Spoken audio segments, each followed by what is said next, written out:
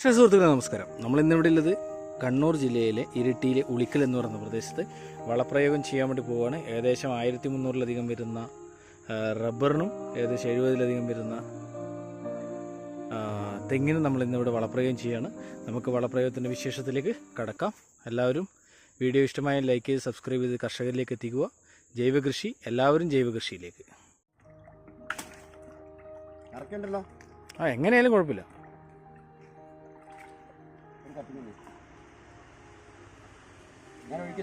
ഇവിടെ തന്നെ ഒഴിച്ചോ.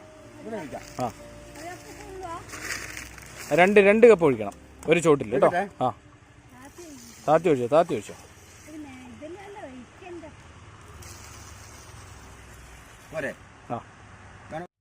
കർഷക സുഹൃത്തുക്കളെ, എല്ലാവരും ജൈവ കൃഷിയിലേക്ക്. ഞാൻ നിതീഷ് തൊളത്തുവേൽ. നെറ്റ്സർഫിന്റെ വളപ്രയോഗത്തിന്റെ പുതിയൊരു വീഡിയോയിലേക്ക് ഏവർക്കും സ്വാഗതം. ഈ വീഡിയോ നിങ്ങൾക്ക് ഇഷ്ടമായെങ്കിൽ ലൈക്ക് ചെയ്ത് സബ്സ്ക്രൈബ് ചെയ്ത് കർഷകരിലേക്ക് എത്തിക്കുക. ആധുനിക വളപ്രയോഗം നമ്മുടെ കാർഷിക മേഖല കീഴടക്കുകയാണ്. നമ്മളിന്ന് ഇവിടെ ഉള്ളത് കണ്ണൂർ ജില്ലയിലെ ഇരിട്ടിക്കടുത്തുള്ള ഉളിക്കൽ പെരിങ്ങരി എന്ന് പറയുന്ന ഒരു പ്രദേശത്തെ 10 ഏക്കറിലധികം വരുന്ന ഒരു തോട്ടത്തിൽ പ്രിയപ്പെട്ട സന്തോഷ് സാറിന്റെ റബ്ബറും അതുപോലെ തന്നെ തെങ്ങിലേക്കും നമ്മളിന്ന് നെറ്റ്സർഫിന്റെ വളപ്രയോഗങ്ങൾ ചെയ്യുകയാണ്. കഴിഞ്ഞ 23 വർഷക്കാലമായി ഇന്ത്യയിൽ പ്രവർത്തിക്കുന്ന ഇന്ത്യയിലെ 24-ലധികം സംസ്ഥാനങ്ങളിൽ വിതരണം നടത്തിക്കൊണ്ട് ജൈവ കാർഷിക സംസ്കാരത്തിൽ വളരെയധികം വിലമതിക്കാനാവാത്ത സംഭാവനകൾ നൽകുന്ന നെറ്റ്സർഫിൻ്റെ ലിക്വിഡ് ബയോ ഫെർട്ടിലൈസറാണ് നമ്മൾ ഇന്ന് റബ്ബറിലേക്കും അതുപോലെ തന്നെ തെങ്ങിലേക്കും ഉപയോഗിക്കാൻ വേണ്ടി പോകുന്നത്. നമുക്കറിയാം, ഇന്ന് ലോകം മുഴുവൻ ജൈവ കൃഷിയിലേക്ക് പോകുന്ന ഒരു സാഹചര്യത്തിലാണ് ഞാനും നിങ്ങളുമൊക്കെ ജീവിച്ചുകൊണ്ടിരിക്കുന്നത്. ആ ഒരു സാഹചര്യത്തിൽ നമ്മുടെ നെറ്റ്സർഫിൻ്റെ ഉൽപ്പന്നങ്ങൾ ജൈവ കാർഷിക മേഖലയിൽ വളരെ മാറ്റങ്ങൾ, വിപ്ലവകരമായ മാറ്റങ്ങൾ കാർഷിക മേഖലയിൽ ഉണ്ടാക്കുന്നു എന്നുള്ളത് നമുക്ക് മനസ്സിലാക്കാൻ വേണ്ടി സാധിക്കുന്നുണ്ട്. കർഷകർ അത് ഏറ്റെടുത്തുകൊണ്ട് മുന്നേറുകയാണ്. ഇന്ന് ഇന്ത്യയിലുള്ള മുഴുവൻ വിളകൾക്കും റിസൾട്ട് എടുത്തുകൊണ്ട് എല്ലാ ക്രോപ്പുകൾക്കും അതിൻ്റെ തനത് പാരമ്പര്യ സ്വഭാവത്തിൽ നിന്നും വേറിട്ട് ആധുനിക രീതിയിലേക്ക് വരുമ്പോൾ നമുക്ക് കൂടുതൽ മാറ്റങ്ങളിലേക്ക് കർഷകർ വരുന്നു എന്നുള്ളതിൻ്റെ ഒരു തെളിവാണ് നമുക്ക് ഈ ഉൽപ്പന്നങ്ങൾ ഉപയോഗിക്കുന്നതിലൂടെ ഓരോ കർഷകൻ്റെ അനുഭവത്തിൽ നിന്നും മനസ്സിലാകുന്നത്.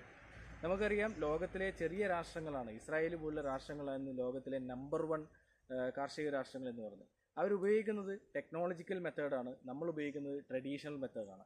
നമ്മൾ ടെക്നോളജിക്കൽ മെത്തേഡിലേക്ക് കാർഷിക മേഖലയും കൂടെ എത്തിച്ചു കഴിയുമ്പോൾ കൂടുതൽ വിളവിലേക്കും മണ്ണിൻ്റെ ഘടനയെ തിരിച്ചെടുക്കുവാനും ജൈവ കാർഷിക സംസ്കാരത്തെ പടുത്തുയർത്തുവാനും നമുക്ക് സാധിക്കുന്നു എന്നുള്ളതാണ്.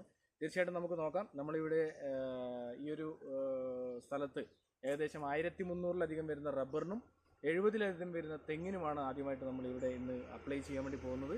ആദ്യമായി തന്നെ ഇവിടെ നമ്മൾ റബ്ബറിനാണ് അപ്ലൈ ചെയ്യുന്നത്. നമുക്കറിയാം, 200 ലിറ്ററിൻ്റെ ബാരലിലേക്ക് നമ്മൾ 200 ലിറ്റർ വെള്ളം നമ്മളിതിലേക്ക് മിക്സ് ചെയ്തിരിക്കുകയാണ്. ഇനി നമ്മൾ അടുത്തതായിട്ട് ചെയ്യാൻ വേണ്ടി പോകുന്നത് നമ്മുടെ ഈ ഉൽപ്പന്നങ്ങൾ വെള്ളത്തിലേക്ക് മിക്സ് ചെയ്യുകയാണ്. നമുക്കറിയാം, 25% മുതൽ 50%-ലധികം ലേബർ കോസ്റ്റ് കുറച്ചുകൊണ്ട് 25% മുതൽ 40% വരെ ഈൽഡ് വർദ്ധിപ്പിക്കുന്നതിന് വേണ്ടി നമുക്ക് ഈ ഉൽപ്പന്നങ്ങൾ ഉപയോഗിക്കുന്നതിലൂടെ സാധിക്കുന്നു. നമുക്ക് നോക്കാം, നമുക്കിത് വെള്ളത്തിലോട്ട് മിക്സ് ചെയ്യുന്നത് എങ്ങനെയാണെന്ന് നോക്കാം. നമുക്ക് 200 ലിറ്ററിൻ്റെ ബാരൽ നമ്മൾ വെള്ളം മിക്സാക്കി കഴിഞ്ഞിരിക്കുകയാണ്. ഇനി ഈ വെള്ളത്തിലേക്ക് നമ്മൾ ഈ ഉൽപ്പന്നങ്ങൾ മിക്സ് ചെയ്യുക. അപ്പോൾ നമ്മൾ ആദ്യമായി തന്നെ നമ്മുടെ സസ്യത്തിന് അടിസ്ഥാനപരമായിട്ട് വേണ്ട മൂലകങ്ങൾക്ക് വേണ്ടിയിട്ടുള്ള NPK നമ്മൾ വെള്ളത്തിലോട്ട് മിക്സ് ചെയ്യാൻ വേണ്ടി പോവുകയാണ്. അതിനുവേണ്ടി നൈട്രജൻ നമ്മൾ എടുത്തിരിക്കുകയാണ്. 200 ലിറ്റർ വെള്ളത്തിലേക്ക് 400 ml എന്നുള്ള രീതിയിൽ നമ്മൾ ഇതിലേക്ക് മിക്സ് ചെയ്യാം. നൈട്രജൻ ഒഴിക്കുകയാണോ? എനിക്ക് വർത്താനം പറയണം. പിന്നെ 400 ml അളവ് മാത്രമാണ്. അത് നമ്മൾ ഒഴിച്ച് നമ്മുടെ ഫ്രാൻസ് സാർ നമ്മുടെ കൂടെയുണ്ട്, അത് ഒഴിക്കാൻ വേണ്ടി. വെള്ളത്തിലോട്ട് പിന്നെ എവിടെയാ? വായിലോട്ടോ? ഓക്കെ. അല്ല, നിങ്ങൾ എങ്ങനെ വെച്ചാലും കുഴപ്പമില്ല. നമ്മുടെ രണ്ടാമത്തെ ഫോസ്ഫേറ്റ് എന്ന് പറയുന്ന ഒരു ഘടകം. ഫോസ്ഫേറ്റ് വളരെ പ്രധാനപ്പെട്ടതാണ്. നമ്മുടെ മണ്ണിലും അന്തരീക്ഷത്തിലുള്ള മൂലകങ്ങളെ നാച്ചുറലായിട്ട് എത്തിച്ചു കൊടുക്കാൻ വേണ്ടിയിട്ടുള്ള സംവിധാനങ്ങളാണ് നമ്മുടെ ഉൽപ്പന്നങ്ങൾ ചെയ്യുന്നത്. തികച്ചും ഓർഗാനിക്കാണ്. അതുകൊണ്ട് തന്നെ മണ്ണിനോ മനുഷ്യനോ ജീവജാലങ്ങൾക്കോ മറ്റ് പ്രാണികൾക്കോ ഒന്നും തന്നെ ഒരു ദോഷവും ചെയ്യാത്ത രീതിയിൽ നമുക്ക് ചെയ്യാൻ വേണ്ടി സാധിക്കും. നമ്മൾ ഫോസ്ഫേറ്റ് അതേപോലെ 400 ml ഇതിലേക്ക് മിക്സ് ചെയ്യാം.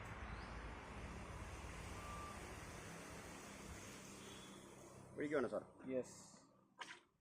ചേച്ചി ഒരു കമ്പ് എടുത്ത് തന്നെ. പോയിട്ടില്ല ചേച്ചി ഒരു കമ്പ് നിങ്ങൾ അത് കുറച്ച് അപ്പുറത്തെ ആ കട്ടിയിലെടുത്തോ.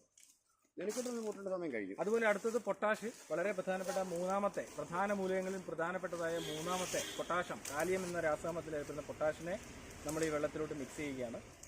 200 ലിറ്റർ വെള്ളത്തിലേക്ക് 400 ml എന്നുള്ള രീതിയിൽ നമ്മൾ എടുത്തിരിക്കുകയാണ്.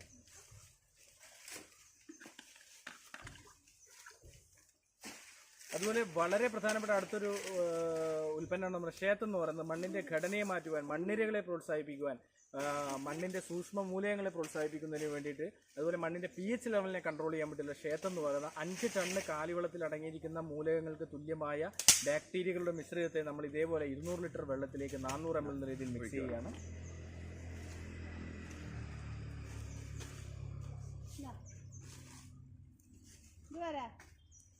അത് കറക്റ്റ്.